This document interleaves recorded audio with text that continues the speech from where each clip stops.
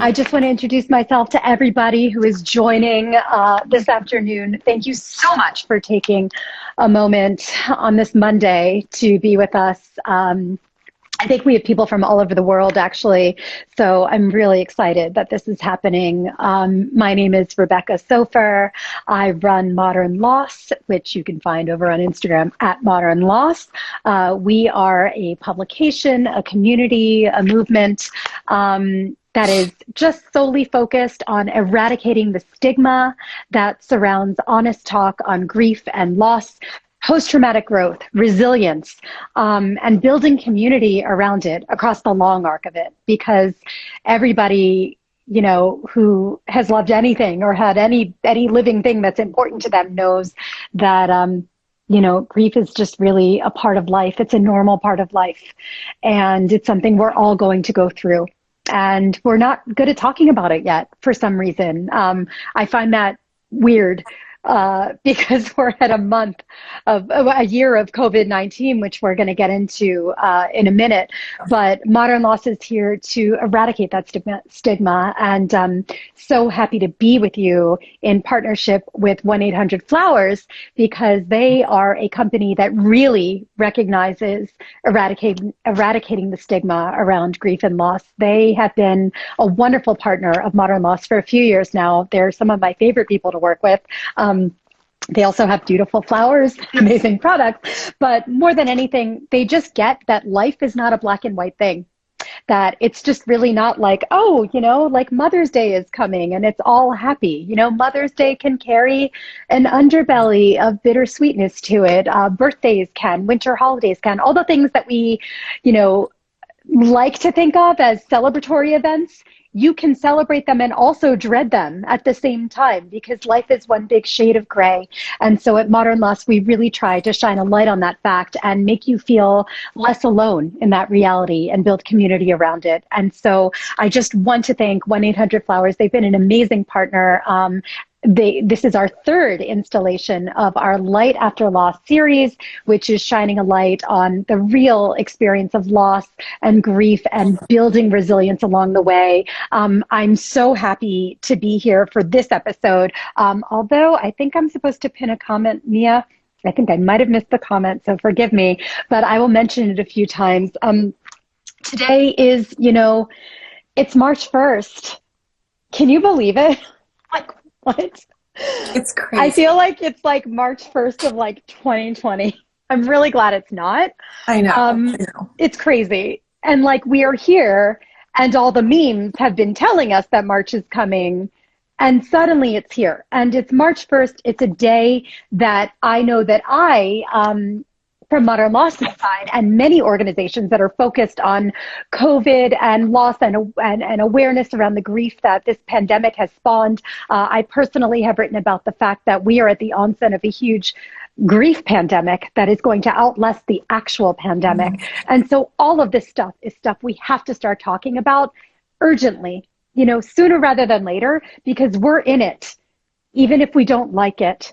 And we are trying to get March 1st designated and recognized as COVID Victims and Survivors Memorial Day. There are many organizations that are working hard. There was legislation just introduced in the House last week to have it recognized as such. And so we wanted to, you know, do an event on a year of COVID today, talking about the realities of, you know, the trauma that have built on top of each other for the last 12 months. And how do we unpack that? How do we recognize that? How do we take care of ourselves? And really, how do we respect and legitimize that? Because I think we're all really good at saying, well, my situation isn't as bad as their situation, so maybe it's not really a trauma. We have the perfect person here to assure you that, in fact, it is a trauma. And the more you acknowledge it and respect it as such, the better you're going to be able to move through it and work with yourself through it. And so in this episode, we're going to be holding space for the shared traumatic reality of COVID and learn how traumatic stress impacts the body and mind.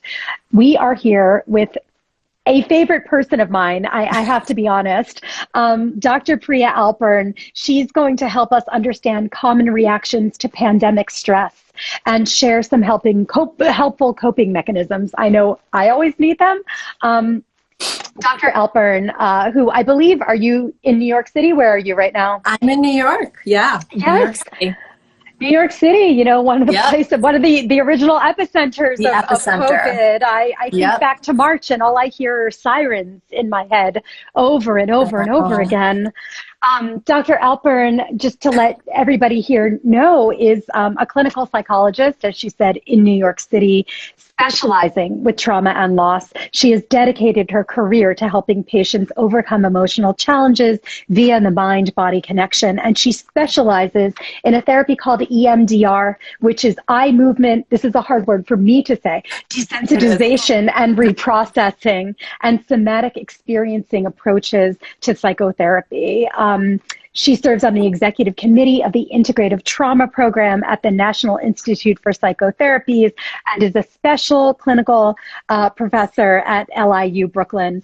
So, Dr. Alpern, may I call you Pria? Of course you may call me Pria, please. Wonderful. Please do. I just want to welcome you. Thank you so much for making the time today. And I also want to say before we get into it, this is a casual conversation. Everybody on here, please submit your questions, like post them. We have people who are recording them. They're going to send them to me. I'm going to be checking. So just as you have questions, post them. As you have comments, post them. This is meant to be a communal, touch point. We just are creating an hour in our day to just like hang out with each other.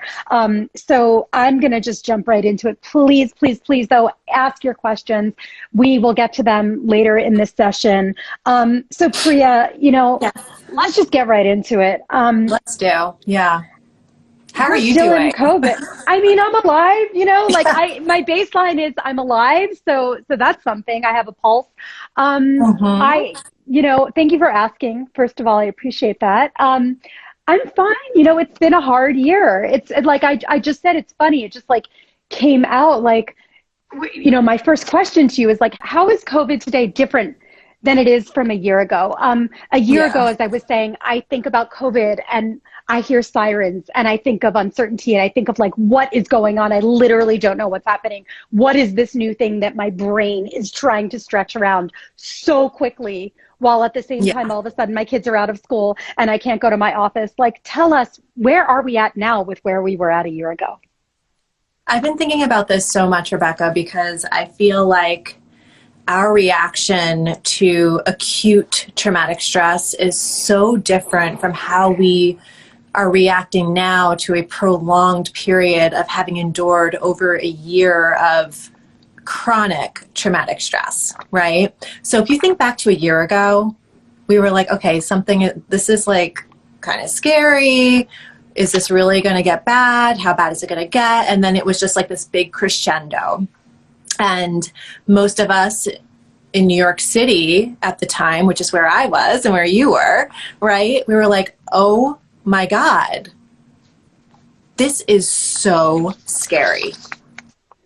So what happens to us in our mind and our body when we perceive threat is the fight or flight response gets activated in the mind and in the nervous system.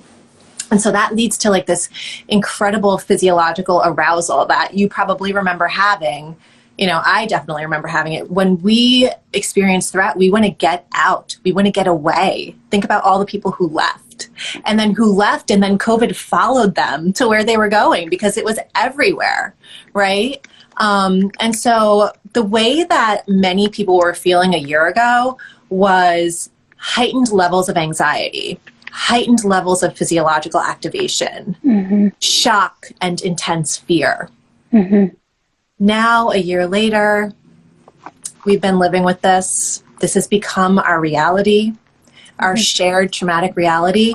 And, people are now feeling really tired and really numb.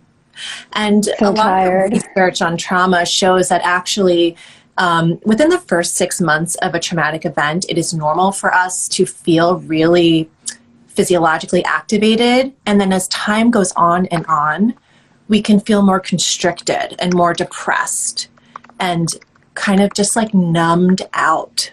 And I know that a lot of people are feeling that right now. I know that I am. It's like over 500,000 people have died from COVID, right? Yeah. And for every person who's died, there's 5 loved ones on average that they've left behind, grieving them. Yeah, so it's a grief over pandemic. 2.5 million people grieving. Yeah.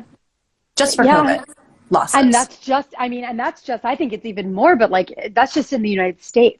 Just in the United States. We have viewers, I think, all around the world right now. And like, right. You know, there's such thing as like, you know, the bereavement effect. And it's, you know, I just hit this, I was looking back at the New York Times post from all these like milestones of grief of COVID. And I saw when we hit 100,000 deaths, and the headline was an unimaginable number, an unfathomable number. And here we are at 500,000. That's the entire city of Atlanta disappearing. And then some, and then like a couple of suburbs. I mean, it's just, it's so much so fast. And like you said, like last March, every day felt like a year. You know, and every minute felt like hours. And here we are, and we're in it, and we're used to it, but we're exhausted, you know, and we have like this compounded, you know, year of everything in life switching, of the rug being pulled up from underneath us, of really not getting, you know, any federal support. Let's be honest. We are, you know, there are other countries in Europe who are supporting its workers and sending checks every month. There's a lot of financial stress. There's a lot of parenting stress. There's a lot of caregiving stress. You know, people have moved homes so that they could be somewhere. Families have separated. There are healthcare workers in families who are separating from their families so they don't infect them. It's a lot. And so I think that, you know, we just have, there's a wide variety of reactions to pandemic stress. And I don't think we're always good at recognizing them. I think like our visceral reaction is like to be hard on ourselves and say like, I am not dealing well with this. Like, I can't handle this. I'm juggling too much. What are some of the, you know, help us to understand some of the common reactions to pandemic stress in case some of our viewers can recognize that in themselves? Well, I just saw a comment. Somebody is asking if grieving a loss a few years ago can become more increased during this pandemic. And that is a great question to think about now as you're asking me, like, what are some ways that pandemic stress is coming up? When we are in a stressful situation where there are a lot of themes around loss and illness and trauma, it is not unusual at all for there to be a recapitulation of past grief and loss that gets kicked up now. So there are people who, you know, like if they have a history of loss, or if there's like a legacy of illness in one's family, or if there's a history, like during the lockdowns, like a history of being sequestered away and like hidden and isolated from other people, that can trigger past traumas and losses that feel very much alive in the present moment. So that is one very common reaction that people have been having, that there's something about the, whatever it is that triggers them in the pandemic now is kind of echoing back their history to them now. There are people who are struggling with heightened levels of anxiety. You know, people are feeling panicky. People are feeling like they can't relax. People are also swinging between like feeling really anxious and then feeling totally numbed out. I mean, think about like all of the social media, all of the news, everything. And it's not just the anniversary of the pandemic, but like if we think about everything that happened after March, like we're coming up on some important anniversaries around, you know, protests and racial justice and all of the stuff that happened as we think about the spring and summer of last year. And so the election cycle, all of that lasted for years. Yeah, exactly. So people can feel like really, really on edge and really emotionally raw, and then feel numb. And the reason why that happens is it's kind of like a survival response. I mean, as a trauma specialist, that's what happens. It's, you know, you can't stay in like physiological heightened arousal for too long before your body gets overrun by that, and you have to shut down. Yeah. So people who are like feeling like, okay, I can't even like wrap my mind around the idea of, you know, in America, over 500,000 people have died. You know, some people hear that number and they just feel nothing.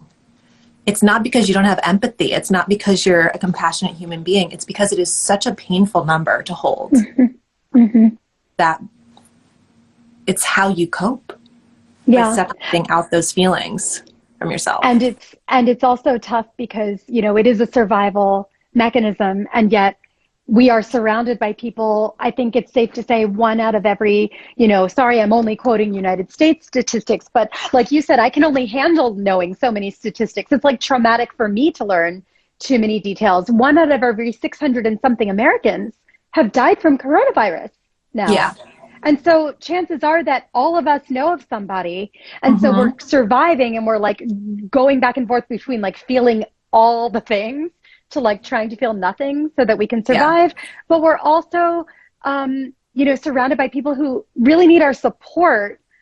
And that's really hard for us, you know, like how do we do that? Like, how do we even bring ourselves to take a breath and be able to, you know, reach out to someone while we are also struggling with our own traumatic reactions? Well, I'm wondering, Rebecca, like if you ask that question to yourself, what have you found to be helpful? Are we in a therapy session right now? No. What I have found to be helpful, to be completely frank with you, is reminding myself, this is a tip that I learned from another therapist who has become a dear friend because of modern loss, is to stop myself and remind myself that in this moment in time, I am safe. In this moment, like I am so overwhelmed by everything. I'm so overwhelmed by work, juggling, you know, I have 2 little kids. Like, it's just like the whole thing is like, what? And it's easy to spiral. But if you can just stop yourself and say, okay, in this moment in time, I am safe. There is no one in immediate danger. I am doing the best I can. I'm moving through this. Then it does like anchor me, and it grounds me. And you know, as insipid as it sounds, breathing is a phenomenal thing. Like, I am all about breathing to just like bring myself back to the moment and like feeling my feet on the ground. It just like enables me to be like, okay, what do I need to do right now? Like, what do I want to do? Like, I know my friend is having a tough time. I just heard that my friend's father died. He had to say goodbye via iPad because he died in the hospital. Like, how can I do that? And it really is about reminding myself that it's not about like being there for somebody every minute of every day. It's enabling yourself to kind of carve out the space to be present with them here and there. And if you can do that, then you're really being successful at being supportive. You're talking a lot about present moment awareness. And so much of managing our anxiety and our stress around COVID is related to our mind and our attention becoming dysregulated, really. It's about like somebody that you know, somebody that you love has COVID, and you are thinking about the future. Are they going to be okay? Like, what are the long-term consequences going to be for them? Like, are they going to have, you know, long-term symptoms? Are they going to die, you know? And in that moment, you are not in the here and now. And so in order to really help yourself just get through, it's not going to fix the fact that that person has COVID, that they're sick, right? But to help yourself tolerate that emotional distress is to bring yourself back to the present moment. I don't know what's going to happen with my friend who's in the hospital, but I'm here right now. I'm going to put my feet on the floor. I'm going to press them into the floor and feel that support, the foundation of the ground beneath me. And just bringing yourself back to the moment and back to the moment. Same thing when like your mind goes to the past. Like a lot of people who have lost people this past year or years ago, and they're kind of experiencing, you know, a resurgence of grief reactions right now, bringing yourself to the here and now and just saying, okay, like I am here right now. I'm in my body. Like I can feel my breath. This is not normal for anybody. Right. This is not normal for anybody. It is and normal also for that it's people uncomfortable for everybody, and it's uncomfortable. It's a sustained state of discomfort that we have no choice but to get comfortable with. And I think that realization is very helpful as well. Yeah, that's really hard, you know, because we can't, it's kind of like we're riding the waves of the discomfort. We can't change it. We have to accept that this period feels really awful and that we're not going to feel good. We're going to have moments of joy, hopefully, and lightness as well, but there's going to be a lot of difficult emotions and emotional distress that we have to navigate and tolerate. So it's not about making it go away in terms of coping with this. It's about learning how to tolerate it. Right. And accepting that it's there, because if you push it away, it's just going to be more painful. Yeah. It's just going to come back even stronger. Yeah. I've tried. It doesn't work. And I tried in I think that a lot of us and many people on this Instagram Live right now can relate. It's like a lot of us are experiencing re-triggered losses.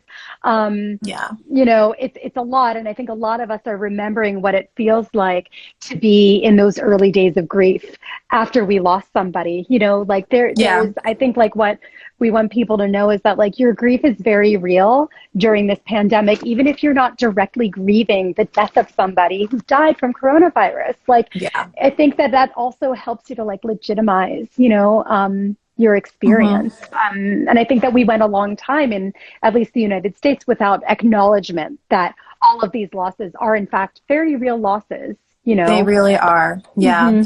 And Rebecca, one of the things that I've been thinking a lot about is that, when somebody experiences loss, there is a feeling of isolation and aloneness that can happen, especially when the phone calls stop, like when all of the rituals are over and family members travel away, and then that grieving person is still grieving. And, there are fewer and fewer phone calls and fewer people checking in. And I have found that theme is so present right now in coronavirus, regardless of whether you have experienced a loss or not, because so many people feel alone just because of the simple fact that our social fabric has just completely ruptured. We're not able to be in spaces with people in the way that we were before. Right. And so that really kind of hurts inside. Yeah, it hurts outside too. It hurts. It hurts. I mean, like, I know, just last week I did something kind of like unfathomable. I had coffee with a friend outside, which I don't, normally do.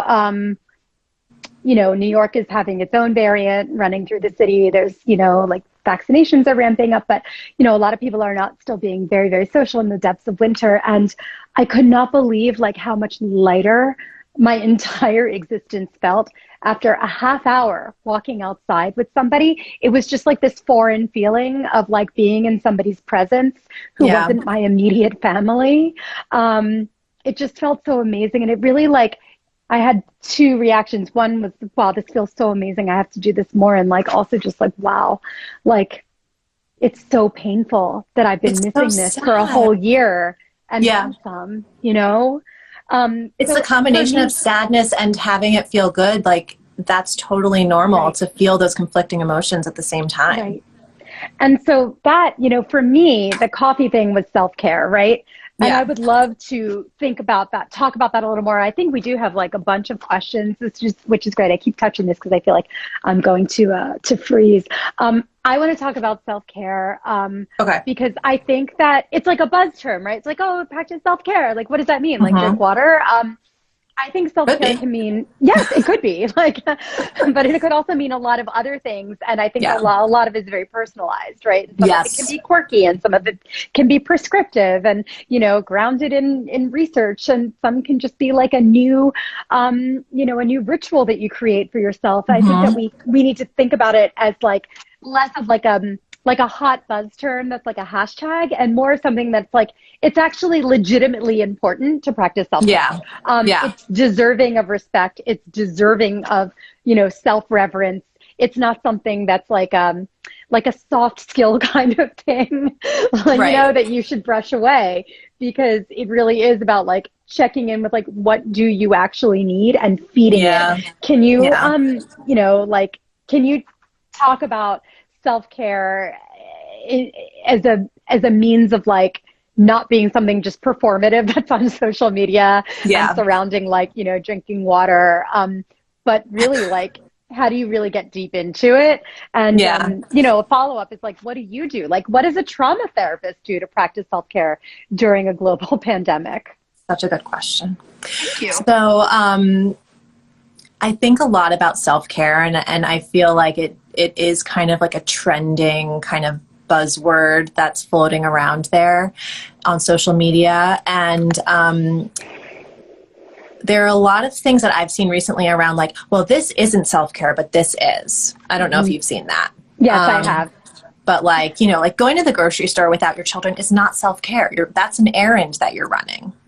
And I just want everybody to know that I love going to the grocery store by myself without children. And nobody can tell me if that is not self-care. Because for me, you know, like walking through the aisles of Trader Joe's and looking through all of the amazing new things that they have on the shelves without kids hanging on me, like that feels really good. So I think like when we think about self-care, it's about self-respect and self-reverence, like you said. And you need to ask yourself, what makes me feel good? What makes me feel good inside? Not what makes some other person feel good inside for them. Right. And what am I going to do for myself that doesn't depend on how other people are going to perceive me? Right. Right? It's not for anybody else. Like you said, it's not performative. And it's important. It's important to really remember that it's not performative, because this really is like the only person who's going to, you know, viscerally suffer as a result of not practicing self-care is you. And of course, like the people immediately around you, but it is not worth it to like try and do something that you think people around you think you should be doing if it's not working for you. It is not worth it to like, you know, maybe say, you know, okay, like maybe I shouldn't, maybe the grocery store thing seems kind of silly, even though it feels really good. If it feels good and you're not hurting yourself or anybody else, why wouldn't you do it? You know, like I went to the grocery store the other day. Do you know how many items I purchased? I bought one thing. Okay. One. It was really just to like, that's great. I just needed headspace. Yeah. I looked at the produce. I would say like, it wasn't about purchasing anything. I just needed like that moment of normalcy of like going to the grocery store and feeling normal. Like I needed a ritual that felt normal and didn't feel like I, you know, had kids or like, you know, was stressed or anything. And I know we keep bringing about grocery stores, but like I enjoy food.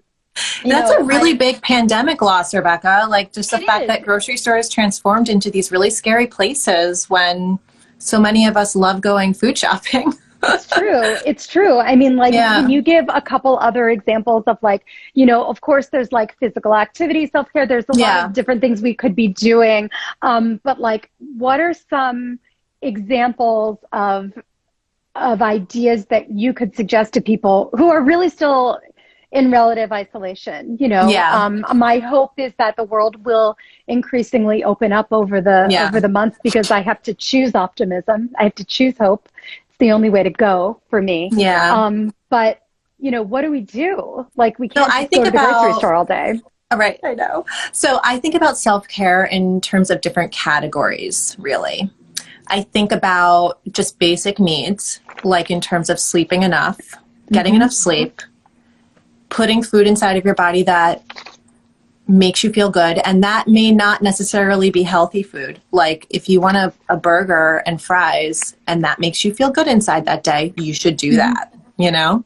So putting things in your body that make you feel good, moving your body. So one of the things that's really tough about this pandemic is that there's this feeling of immobility and stuckness. And it being grounded. That is a loss of agency that's felt within the body. Yeah. So finding ways to connect with a sense of vitality through your body, whether that's through yoga or just walking outside or jogging or doing some form of physical movement. It doesn't have to be intense. If you like it to be intense, then by all means do that. But move your body so that you can get connected to your body. That's really, really good for your self-care. And another thing I talk a lot about is connecting with nature. You know, even in New York City, there are so many opportunities to connect with nature. So I really feel like if you can get outside once a day, it is so easy to not go outside right now. I mean, I've gone days without leaving my apartment, like on the weekend. Like there are weekends that are just like blurred into, like, I have no idea what happened. And, you know, before the pandemic, I would leave every single day. There was always something to do outside. We have to really work on that to get ourselves outside, even if the weather is bad, to walk around the block, walk outside for 10 minutes, go to the park, look at a tree, sit on a bench, and then go back home, you know? And when you get outside, it actually makes you feel more like a human.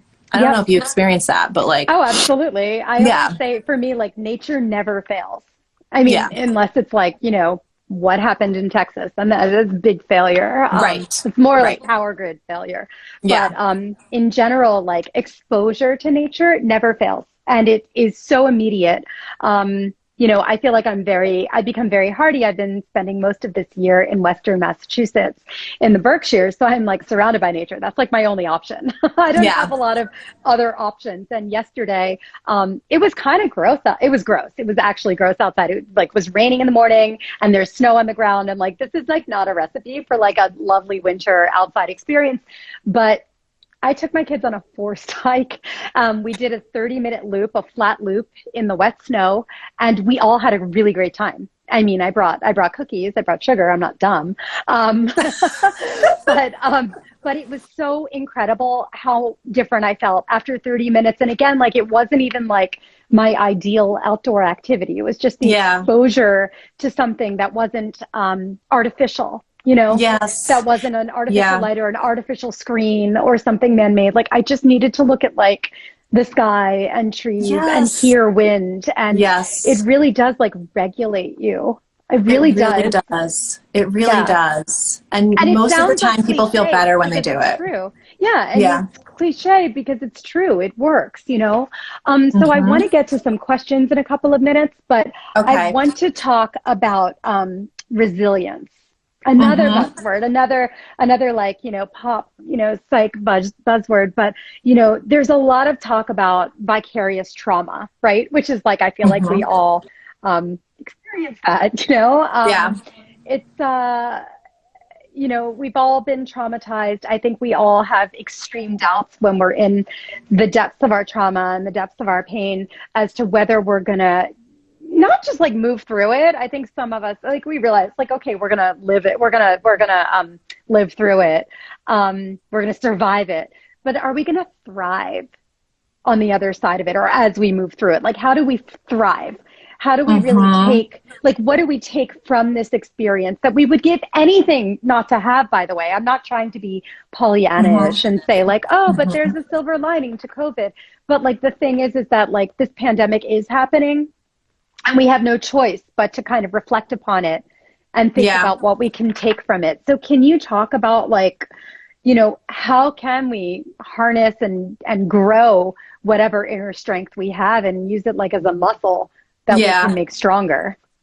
Yeah. So we are just in this together, you know, this shared traumatic reality. It's a collective trauma that we're going through. And it's a tricky question, Rebecca, too, because it's still happening, you know? And so I just think a lot about how, like, when this is over, if that even is a thing, right? Right. Like, how the mourning process will unfold for all of us. And just for us all to recognize that there is a lot of work that we will be doing as a culture, as a society, and within ourselves to heal from everything that's happened. Right. With that being said, I think that one of the best parts for me about being a trauma specialist is that I have been trained basically to have faith in the human capacity for integration and growth and healing, if that's a word that you use to describe progress for yourself. But we are naturally designed to withstand adversity and to grow from it. And we are designed to survive. Most of us survive, right? Over 50% of people will experience a traumatic event in their lifetime. With COVID, it's probably increased now, right? Like, everybody's dealing with this.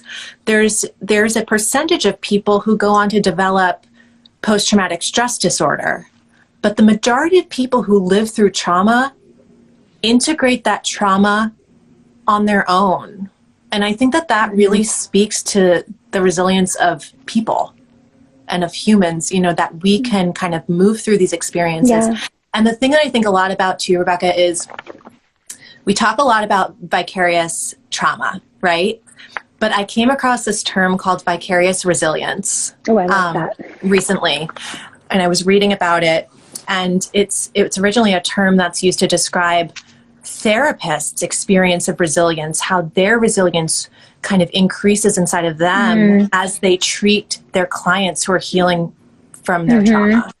Right. And that it inspires therapists to kind of work on their own issues in their life and to kind of like create a sense of strength within themselves. I think that we are hearing a lot of sad stories right now and in the last year, but we have heard a lot of stories of strength.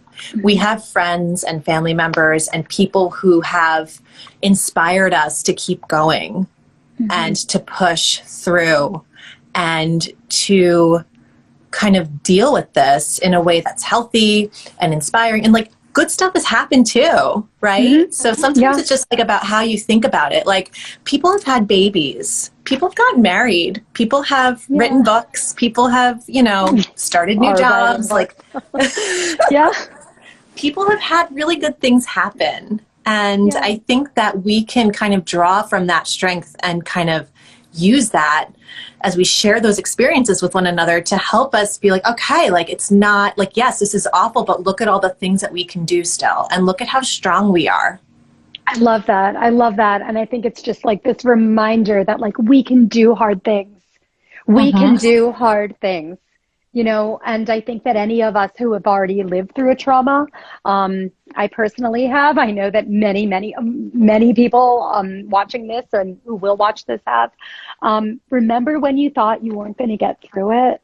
Just remember, that's what helps me. What helps me the most sometimes is to remember the early days, right after my mom was killed in a really violent car accident, and remembering those days and thinking, that's it. Like, there's no way I'm getting through this. There's no way I'm moving through this. How can anybody move through something like this? I was traumatized. I had images in my head. I, was motherless all of a sudden. I was single in New York, and here I am, and it's like, I'm by far from living a perfect life, but I definitely would love to think that I'm doing more than just surviving. I feel like I have riches that I never envisioned I would be having in that moment. And so I do feel like it's helpful. It's not even about like a death, like think to what are some of the hardest things you have been through? And like, remember when you didn't think you were going to be able to move through it, and not like the other side. Like there's going to be no switch where it's like, COVID's over now. That would be amazing. I would love that balloon drop. But it'd be amazing. But like, it's going to be more gradual. And I think it's just going to dawn on us, like we're still standing, and just remember that, like, remember the toughest times and that you moved through them. We can really inspire ourselves by just reflecting on our past experiences. Yeah, I think so. I mean, it's not easy. I would love to say it's like, that's where I always go, is remembering that. Like, no, like I struggle like everybody else, Of course. And sometimes we need our friends to tell us like, hey, remember when you got through that horrible thing that happened to you? Yeah, for sure. You're still here. I mean, I'm not wearing shoes at this moment, but neither am I. I'm wearing woolen ski socks, but the year of COVID, that's what it's done to me. It's, debilitated my ability to wear heels. I would love to get into questions since we have so many of them. I'm going to remind everybody who's watching, my name is Rebecca Soffer. I run Modern Loss. This is the third Light After Loss episode on 1-800-Flowers, where we're talking about all things grief, resilience, the long arc of everything, and building community through it. So I'm in conversation with Dr. Pria Alpern from New York City, a phenomenal trauma therapist, and she has been talking to us about a year of COVID, how we acknowledge this moment, this terrible milestone and what we can take from it. So we've got a lot of questions. I'm just going to dive right in. Let's see. I am anxious to see what the new normal will be like a year from now. What is the best way to combat those anxious feelings? And, we were just talking about the uncertain. This is a script that's still being written. We have no choice but to live with uncertainty. Yeah. I think that we need to all accept that the new normal is not going to feel normal. And when you think about how people recover from a traumatic stressor, you don't just bounce back and say, oh yeah, like this scary, horrible thing happened to me, but I'm just going to go back to my life the way it used to be, because life is different and you're different now. So you should expect that you're going to feel differently.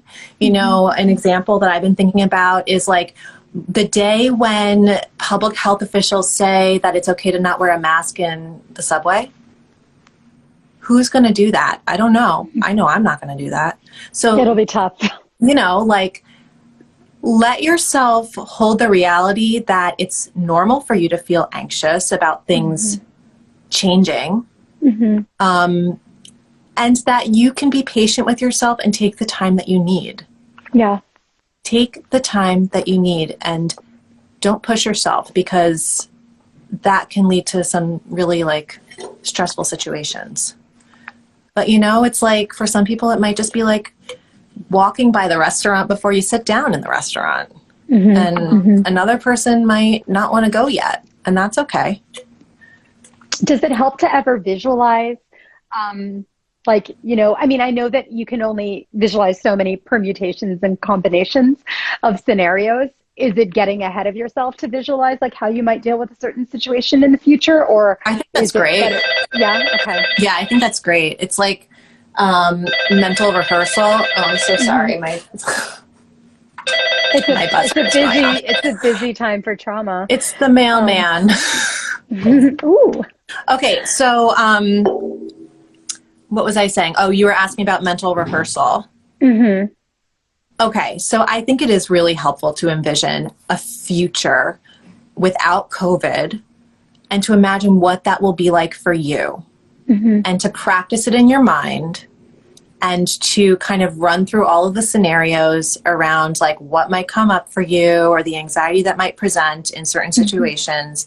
And, it might be too soon to do that now, but maybe when, when things are moving more towards, feeling like we're reaching herd immunity or whatever. What if when you get vaccinated? Could it be a milestone moment, where you allow yourself to think about another stage? A milestone moment. Maybe it's when you get vaccinated, when you get the second vaccine, and you're like, okay, things aren't really going to be normal for a long time, but now that I'm vaccinated, once most people are vaccinated, then we will be able to gather in ways that we haven't been able to for over a year.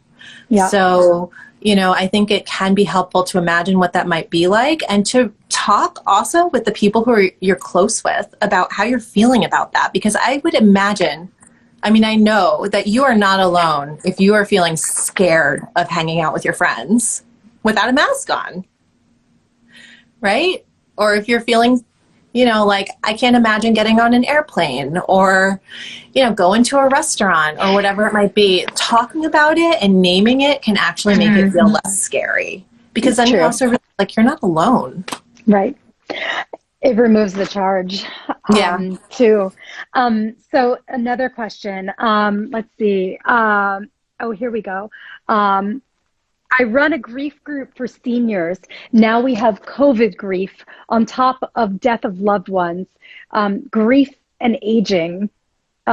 Grief plus, let's see. This is the question. I run a grief group for seniors. On top of death of loved ones and aging grief, we also now have COVID grief on top of all of the other grief that everybody is dealing with. How do we cover it all? Help.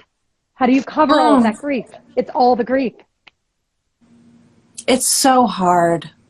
I think that for seniors, particularly, it's a very isolating time. And a lot of people are feeling alone and feeling like they're missing out on spending time with their family. You know, nobody wants to be home, you know, and waiting and waiting and waiting to get to see your grandchildren. Yeah. So that's really speaking to all of the different types of grief that are present, because it's not just losing somebody through death. It's also losing time. Like we're grieving the loss of time. Mm-hmm.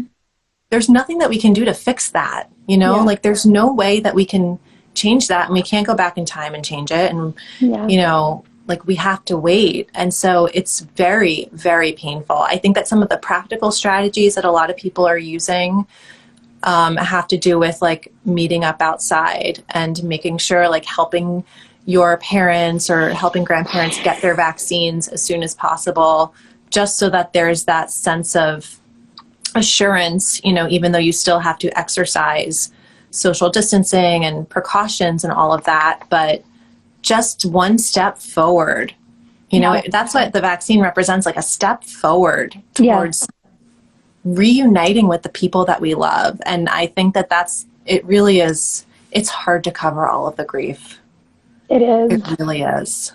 Oh my gosh, it's just so much. And also I think that we also have to be aware of like not getting sucked into the grief Olympics, right? Like, you know, like, I think that, you know, I have read that some people are like, well, like younger people have it worse or older people have it worse, you know, like everybody is losing time.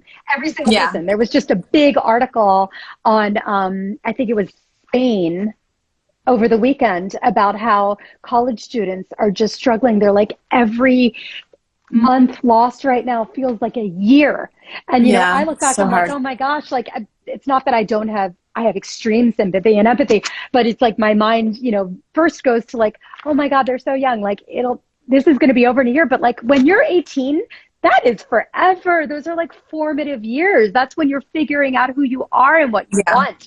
And they were saying, well, it's not like a 50-year-old who has like their lives totally together, or like somebody who's looking back on a life well lived. It is. It's like every single person is dealing with the loss of time, and whether it's the loss of the time they think they have left or the time that they want to use and build, it's all the same. And I think that the more that we make a little bit of an effort to kind of equalize that among all of us, the more empathetic we might be as we move through it. I think also like we need to focus less on what the loss is and more on what the person's reaction and experience of it is, because we can really get caught up in comparing ourselves to other people's experiences. Oh yeah. And, you know, the grief Olympics, that's a great way to put it. Grief Olympics. Yep. A lot of people like entering them, but there's never any winner, you know, from what I've seen. Right. So a couple of people asked this question. Remember last March when like everyone was making sourdough bread and getting in shape and doing Zoom cocktails? Like I, by the way, wasn't doing any of that. I was just like surviving. But you know, one woman says, I see friends on social media making the most of their extra time at home by exercising, taking up new hobbies and DIY projects. You know, it's not so easy for me to motivate. How do I, you know, do you have tips for more motivation during this time? And by the way, I am definitely not a therapist, but like my 2 cents is like, A, don't believe every single thing you see on social media, for sure. You know, this is still filtered. And B, like, you don't have to do all the things, you don't have to become like a master baker and gardener and like learn how to like weave all at once, right, Pria? Yes, right. I think that most people have not taken up oil painting and, you know, like whatever, carpentry during the pandemic, or like some new hobby that they or like Seth Rogen. Like I look at Seth Rogen and he's become like a master potter in the last year. Oh, really? Yeah, like the comic actor.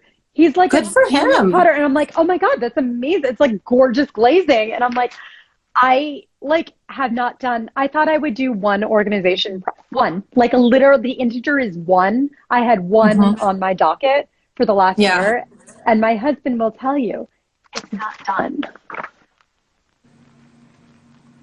Most So how people do we not be are not. so hard on ourselves? So Where I do we think like start? one of the really important things, like what you just said and touched on, was to not believe in what's being put out on social media. You know, most people are not posting videos and pictures of themselves ugly crying, you know, in the bathroom. And they're posting pictures of them like doing a yoga class or, you know, the sourdough starter that person perfected. But we really don't know, unless we know that person, what's going on in their life. It's just one sliver of their story.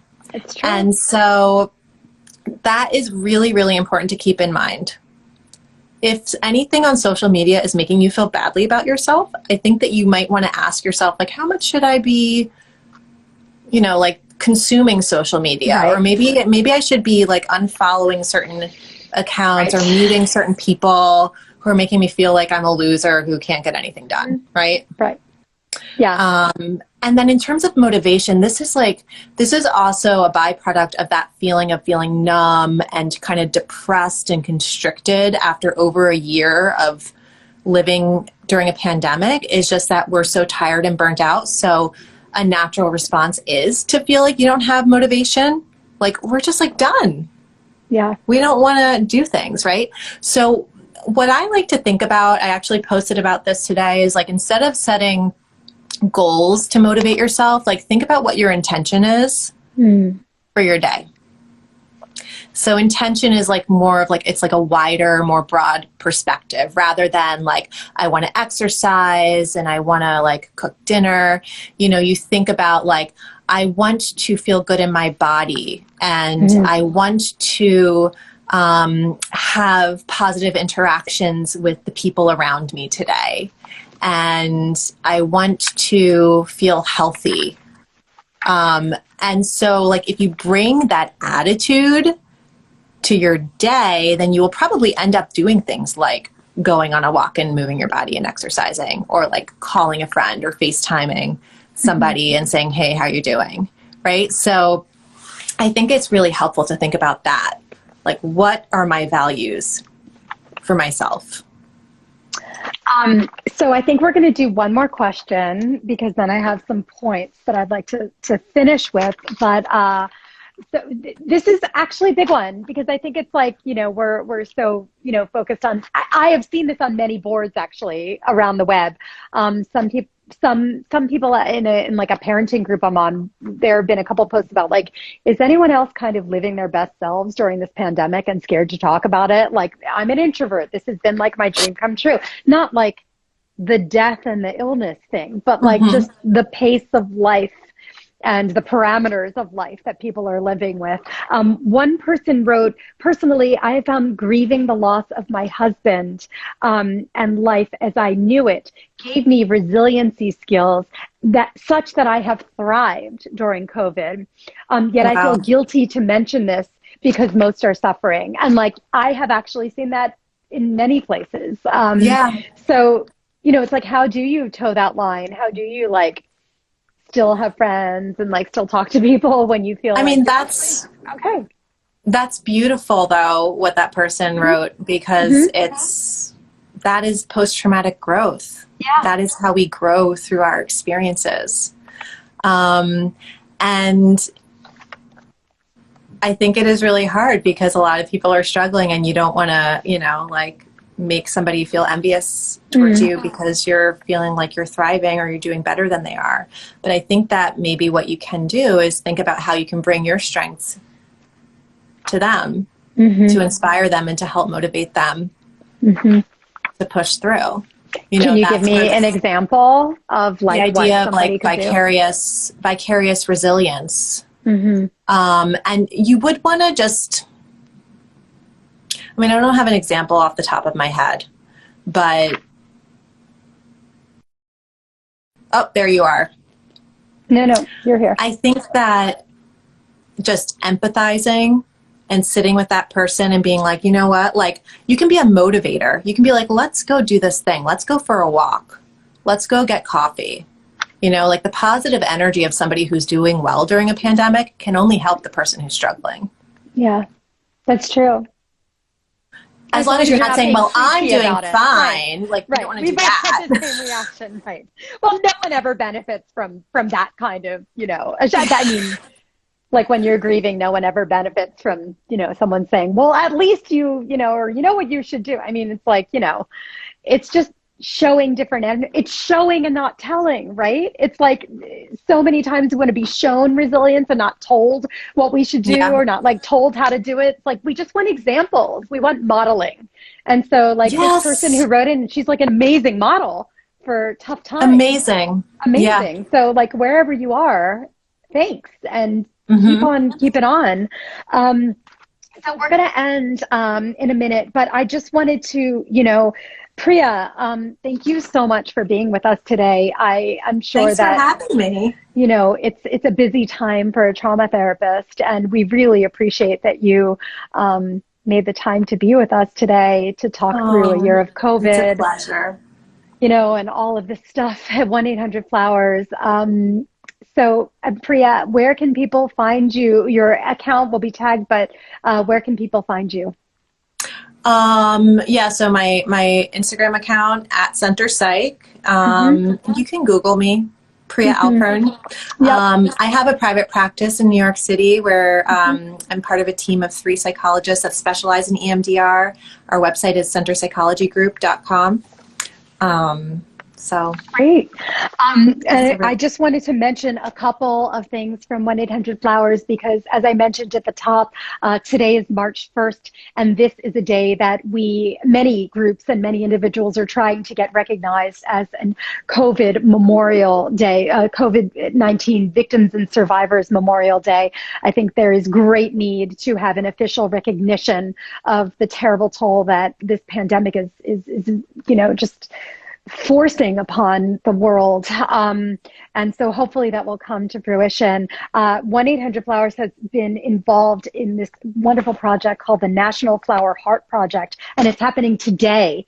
They have partnered with an artist, her name is Christina Libby, to bring the Floral Heart Project to life, which is basically people are leaving floral heart arrangements all over the country to honor the loss that COVID has wreaked upon this world. And so they are going to be displaying beautiful heart-shaped wreaths in cities around the country. Heart arrangements are going to be laid by local volunteers. I think they have more than 75 hearts all over the country. And you can find a map of all the ceremonies that are happening today. You still have time. It's only 2 p.m. Eastern on their website, 1-800-Flowers.com/floral-heart-project. And so I just, thank you so much to everybody for making the time to talk about this. And yes, to answer your questions, this will be available on Instagram Live. You can see it linked to the 1-800-Flowers account. My name is Rebecca Soffer from Modern Loss at Modern Loss. You can find us everywhere. Thank you for being with us today, and take good care. Thank you. Thank you.